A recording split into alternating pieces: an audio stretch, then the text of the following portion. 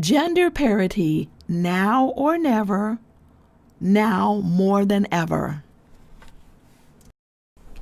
Gender parity and gender equality are common terminologies that are often used interchangeably to describe the status of women's political empowerment.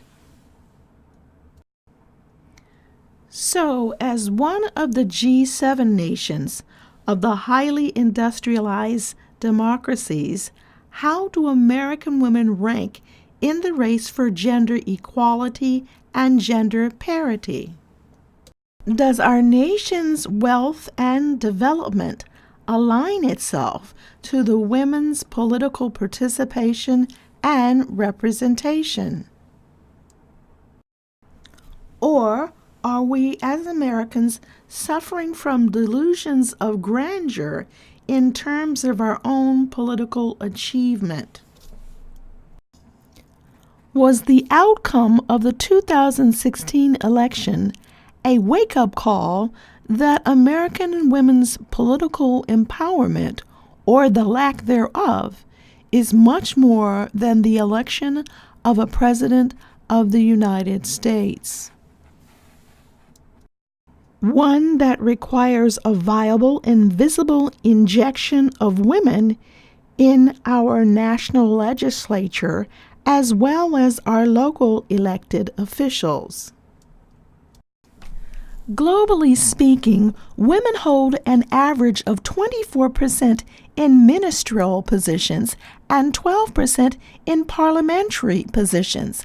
However, in the United States, women hold a dismal 1 in 5 memberships in Congress and a mere 1 in 4 cabinet memberships, shattering any delusions of grandeur, if you will, that we are the world's renowned beacon of women's equity. The United States ranks 45th in the Global Gender Gap Index in 2016, although it ranks number 1 in the world's biggest economy. As Americans, we need to redefine our focus on political gender parity, for it is not only the right thing to do, not only the smart thing to do, but the most and economically sound thing to do. The McKinsey Global Institute report finds that $12 trillion could be added to the global GDP by 2025 by advancing women's equity. The United States should be the mouthpiece of innovative-driven economic power, which sets the tone for the future of prosperity, longevity, and a reputation as the leader of the free world based firmly upon the renewed dedication to the enhancement and promotion of not only women workers, but the acknowledging formidable women policy makers on local, state, and the national level. There are at least 3 social impact benefits of political gender parity. First, the role model effect. Not only are little girls not suggested to run for office of any type during their formative years, this also carries through in high school and or college, where they're not called upon for service to run for student council or student government. The opportunity to have role model exposure not only changes perceptions of women's capabilities of leadership, drastically altering biases, and inspires young girls' aspirations of future achievement. Second, the element of having gender cultural climate expands decision-making to reflect a wide array of individuals, those who would otherwise be marginalized, excluded, and disenfranchised, to a new political persuasion. Third, Where women are represented in political leadership, these societies empower two generations removed to economic advancement. These societies have a higher happiness and well-being quota, attributes that are essential for healthy lives. We here in Hawaii, as an island state, cannot afford to be in any other position, not just for female, but for the young, the old, communities as a society as a whole.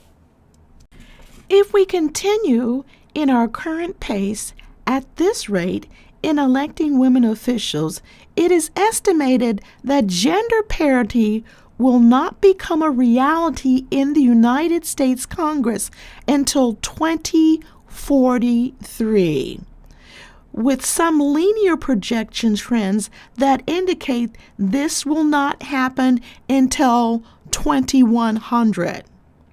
This does not have to be our national reality, our women's reality, our girls' reality.